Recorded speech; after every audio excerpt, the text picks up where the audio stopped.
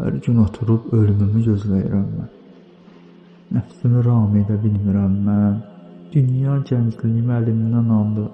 Sən demə bir oyun imiş, bir hiylə imiş dünya.